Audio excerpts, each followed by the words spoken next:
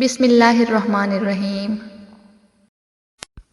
غزوہ خیبر کے موقع پر ایک چرواہا حضور اقدس صلی اللہ علیہ وآلہ وسلم کی خدمت میں آیا۔ وہ یہودیوں کی بکریاں چرایا کرتا تھا۔ اس چرواہے نے جب دیکھا کہ خیبر سے باہر مسلمانوں کا لشکر پڑاؤ ڈالے ہوئے ہے، اس کے دل میں خیال آیا کہ میں جا کر ان سے ملاقات کروں اور دیکھوں کہ یہ مسلمان کیا کہتے ہیں اور کیا کرتے ہیں۔ چنانچہ بکریاں چراتا ہوا مسلمانوں کے لشکر میں پہنچا اور ان سے پوچھا، تمہارے سردار کہاں ہیں؟ صحابہ کرام نے بتایا کہ ہمارے سردار رسول پاک صلی اللہ علیہ وآلہ وسلم اس خیمے کے اندر ہیں۔ پہلے تو اس چرواہے کو ان کی باتوں پر یقین نہیں آیا۔ اس نے سوچا کہ اتنے بڑے سردار ایک معمولی سے خیمے کے اندر کیسے بیٹھ سکتے ہیں۔ اس کے ذہن میں یہ تھا کہ آپ اتنے بڑے بادشاہ ہیں تو بہت ہی شان و شوکت اور ٹھاٹ باٹ کے ساتھ رہتے ہوں گے۔ وہاں تو کھجور کے پتوں کی چٹائی سے بنا ہوا خیمہ تھا۔ خیر وہ اس خیمے کے اندر آپ سے ملاقات کے لیے داخل ہوا اور آپ سے ملاقات کی اور پوچھا کہ آپ کیا پیغام لے کر آئے ہیں اور کس بات کی دعوت دیتے ہیں۔ حضور اقدس صلی اللہ علیہ وآلہ وسلم نے اس کے سامنے ایمان اور اسلام کی دعوت رکھی اور اسلام کا پیغام دیا۔ اس نے پوچھا کہ اگر میں اسلام کی دعوت قبول کر لوں تو میرا کیا انجام ہوگا اور کیا رتبہ ہوگا؟ حضور اقدس صلی اللہ علیہ وآلہ وسلم نے فرمایا کہ اسلام لانے کے بعد تم ہمارے بھائی بن جاؤ گے اور ہم تمہیں گلے سے لگائیں گے۔ اس چرواہے نے کہا کہ آپ مجھ سے مذاق کر رہے ہیں، میں کہاں اور آپ کہاں؟ میں ایک معمولی سا چرواہا ہوں اور ایک سیاہ فام انسان ہوں، میرے بدن سے بدبو آ رہی ہے، ایسی حالت میں آپ مجھے کیسے گلے سے لگائیں گے؟ حضور اقدس صلی اللہ علیہ وآلہ وسلم نے فرمایا، ہم تمہیں ضرور گلے سے لگائیں گے اور اللہ تعالیٰ تمہارے جسم سے اٹھنے والی بدبو کو خوشبو میں بدل دیں گے۔ یہ باتیں سن کر وہ فوراً مسلمان ہو گیا اور کلمہ شہادت پڑھ لیا۔ پھر حضور اقدس صلی اللہ علیہ وآلہ وسلم سے پوچھا، یا رسول اللہ اب میں کیا کروں؟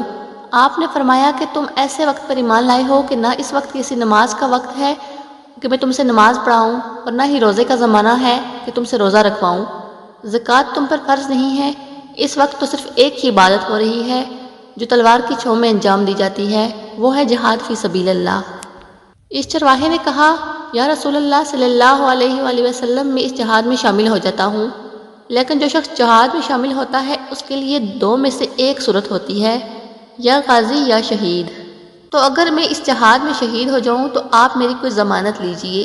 حضور اقدس صلی اللہ علیہ وآلہ وسلم نے فرمایا کہ میں اس بات کی ضمانت لیتا ہوں کہ اگر تم اس جہاد میں شہید ہوگے تو اللہ تعالیٰ تمہیں جنت میں پہنچا دیں گے اور تمہارے جسم کی بدبو کو خوشبو میں تبدیل فرما دیں گے اور تمہارے چہرے کی سیاہی کو سفیدی میں تبدیل فرما دیں گے۔ چونکہ وہ چرواہا یہودیوں کی بکریاں چراتا ہوا وہاں پہنچا تھا، اس لیے حضور اقدس صلی اللہ علیہ وآلہ وسلم نے فرمایا کہ تم یہودیوں کی جو بکریاں لے کر آئے ہو ان کو جا کر واپس کر دو، اس لیے کہ یہ بکریاں تمہارے پاس ایک امانت ہیں۔ دوستو اس سے اندازہ لگائیں کہ جن لوگوں کے ساتھ جنگ ہو رہی ہے اور جن کا محاصرہ کیا ہوا ہے ان کا مال غنیمت ہے، لیکن چونکہ وہ چرواہا بکریاں معاہدے پر لے کے آیا تھا اس لیے آپ نے حکم دیا پہلے وہ بکریاں واپس کر کے آؤ پھر آ کر جہاد میں شامل ہونا۔ چنانچہ اس چرواہے نے جا کر بکریاں واپس کیں اور واپس آ کر جہاد میں شامل ہوا اور شہید ہو گیا۔ جب جنگ ختم ہوئی تو حضور اقدس صلی اللہ علیہ وآلہ وسلم لشکر کا جائزہ لینے لگے۔ ایک جگہ آپ نے دیکھا کہ صحابہ کرام کا مجمع اکٹھا ہے۔ جب آپ قریب پہنچے تو ان سے پوچھا کہ کیا بات ہے؟ صحابہ کرام نے فرمایا، جو لوگ جنگ میں شہید ہوئے ہیں ان میں سے ایک آدمی ایسا بھی ہے جس کو ہم میں سے کوئی نہیں پہچانتا۔ آپ صلی اللہ علیہ وآلہ وسلم نے فرمایا کہ مجھے دکھاؤ۔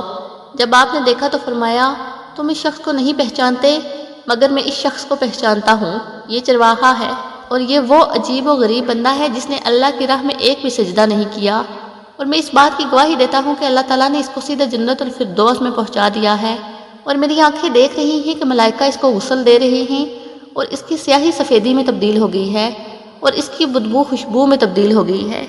اب ناظرین گرامی اندازہ کیجئے کہ اگر کچھ عرصہ پہلے اس چرواہے کو موت آ جاتی تو سیدھا جہنم میں چلا جاتا، اور اب اس حالت میں موت آئی ہے کہ وہ ایمان لا چکا ہے اور سرور دو عالم صلی اللہ علیہ وآلہ وسلم کا غلام بن چکا ہے۔